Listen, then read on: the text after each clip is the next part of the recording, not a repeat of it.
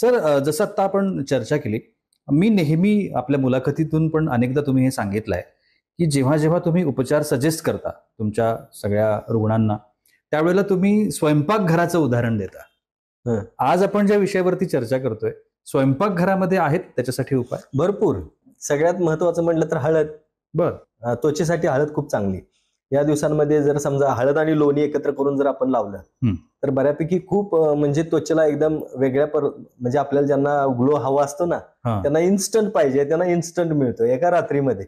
लोणी घ्यायचं आणि लोणी आणि थोडीशी हळद आणि लोणी एकत्र मिक्स करायचं, लेप लावायचा, अर्धा तास थांबायचं, अर्ध्या तासानंतर ते धुवून टाकायचं. आंघोळीच्या अगोदर केला तरी सगळ्यात बेस्ट.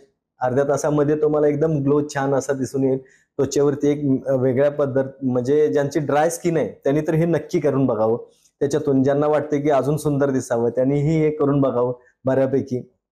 स्वयंपाकघरामध्ये अजून आपण बघितलं तर याच्यात लवंग याचा चांगला उपयोग करू शकतो. आता लवंग असेल, लवंगचं तेल सुद्धा निघतं, तेल मार्केटला सुद्धा मिळतं. त्याच्यापेक्षाही लवंग जर समजा रोज जरी समजा आपण एखादी लवंग चावून जरी खाल्ली हं. तरी त्वचेला बऱ्यापैकी, दात तर हिरड्या मजबूत होतीलच, पण त्याचबरोबर त्वचेसाठी सगळ्यात खूप छान बघायला गेलं तर लवंग तेल असेल तर लवंग तेल आपण टाचांना हाताना लावू शकतो. या दिवसांमध्ये टाचांचं दुखणं, टाच फुटल्यानंतर रक्त येणं वगैरे बऱ्यापैकी ते बंद होऊन जातं. म्हणजे हिलिंग करतं बऱ्यापैकी. बरोबर. तर त्याच्यात आहेत असे स्वयंपाकघरातले बरेच आहेत. आणि सगळ्यात महत्वाचं म्हणजे खाण्यापिण्यातूनच सगळं आहे ना. ऑइली पदार्थ थोडेसे या दिवसात खाल्ले पाहिजेत. म्हणजे हाडांच्या मध्ये थंडीमुळे काय होतं की थोडं जाम होऊन जातं. हे जर आपल्याला नको असेल तर बऱ्यापैकी ऑइली पदार्थ थोडेसे घेतलं पाहिजे. आता बऱ्याच लोकांना असं वाटतं की नाही नाही, ऑइली खाल्ल्यानंतर हृदयाचा त्रास आहे, कोलेस्ट्रॉल हां. आहे, अमुक आहे, तमुक आहे. अहो या दिवसात सगळं माफ असतं हो. फक्त लिमिटमध्ये खावा, मर्यादित खावा, बाकीचं काही नाही. मर्यादित खाल्ल्यानंतर ना बऱ्यापैकी. आता व्हेज की नॉन व्हेज हे एक मला खूप लोक विचारतात. बरोबर. हा, शंका फक्त खाऊ नका, बाकी सगळं चालेल. शक्यतो करून आहार हा व्हेजिटेरियनच असावा असं माझंही मत आहे, कारण मी स्वतः व्हेजिटेरियनच आहे. बरं. आणि बऱ्यापैकी व्हेज मध्ये खूप बऱ्याच पैकी म्हणजे वेगवेगळ्या भाज्या ज्या असतात त्या असतात. हरभऱ्याची भाजी या दिवसांमध्ये खावावी. हरभरा म्हणजे हरभऱ्याची पानं असतात ना, याची बरोबर. भाजी खाल्ल्यानंतर वात कमी होतो शरीरातला. ज्या लोकांना संधिवात आहे त्यांनी नक्कीच, ते म्हणणार अगोदरच आंबट असते आणि त्याच्यातून आमवात वाढू शकतो. हं, हं, तर हं. हे सगळं लोहा लोहे को काटता हे जसं म्हणतात ना, तसं ते त्याला कापू शकतं, काटू शकतं. फक्त आपल्याला ट्रस्ट पाहिजे. विश्वास संपलाय लोकांचा खरं सांगायचं तर. तो मी विनंती करतो, पाया पडतो की तुमच्या तुम्ही विश्वास ठेवा आणि विश्वास ठेवून बघा. जे आहे ते श्रद्धेनं करावं.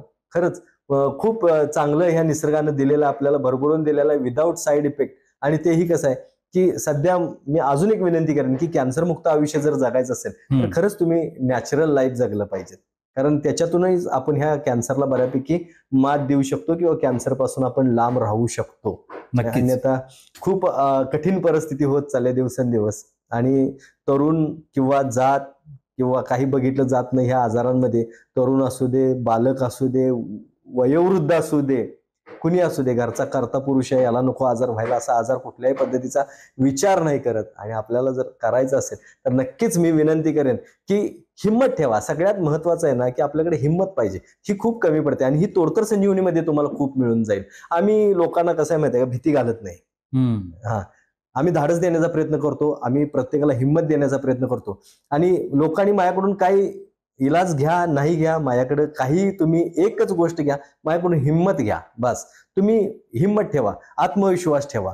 हे तोडकर संजीवनी हेच काम करतं की हिंमत देण्याचं. आणि मी एकटाच नाही, माझी जवळपास 250-300 लोकांची टीम आहे. ते आम्ही सगळेजण मिळून हे काम करतो. हे टीम वर्क आहे. प्रभू रामचंद्र एकटे असते तर रावणाला मारू शकले नसते. खरंय. अर्जुन एकटे असते तरी ते युद्ध जिंकू शकले नसते. महायुद्ध झालं महाभारताचं, तर ते एकट्याच्या ह्याच्यावरती नाही. तशी माझी ही खूप मोठी टीम आहे. ही टीम आहे आणि ह्या टीम वर्क आहे. म्हणून सगळ्यांना सांगतो, तुम्ही ह्या टीम मध्ये या. टीमचं तुम्ही अगदी मला वाटते की मेंबर्स व्हा आणि त्यातून तुम्ही ह्या तोडकर संजीवनीचे मेंबर्स होऊन तोडकर संजीवनीमध्ये आल्यानंतर आपल्याला बाकीचं काय नाही मिळालं तर चालेल, पण हिंमत मात्र नक्की मिळेल. आणि ज्याच्याकडे हिंमत आहे त्याला आजार होऊ शकत नाहीत, हे माझं मत आहे. खूप महत्वाचा मुद्दा. प्रभू श्रीरामांचं मंदिर अयोध्येमध्ये स्थापन झालंय. प्रभू श्रीराम जवळजवळ 500 वर्षानंतर आपल्या देशात परत आलेत असंही म्हटलं जातं. आणि त्यांचंच उदाहरण आता सरांनी आपल्याला दिलंय. प्रभू रामांनी जो विजय मिळवला रावणावरती, तो विजय हा त्यांच्या टीम वर्कचा एक भाग होता. अत्यंत महत्वाची गोष्ट आहे. आणि आज कुटुंब व्यवस्था असेल, सामाजिक आता जे काही सगळं चालू आहे या सगळ्या गोष्टींवरती जर मात करायची असेल तर एकी पाहिजे, आणि या एकीच्या माध्यमातून आपण कशावरही सुद्धा मात करू शकतो, अगदी आजारांवरती सुद्धा. सर, तुम्ही आजच्या कार्यक्रमात आलात आणि एवढी छान माहिती आमच्या प्रेक्षकांना दिलीत त्यासाठी अगदी मनापासून थँक्यू, धन्यवाद. आणि याबरोबरच वेळ होते इथेच थांबण्याची, पण पुढच्या भागामध्ये आपण पुन्हा एकदा भेटणार आहोत. तोपर्यंत नमस्कार.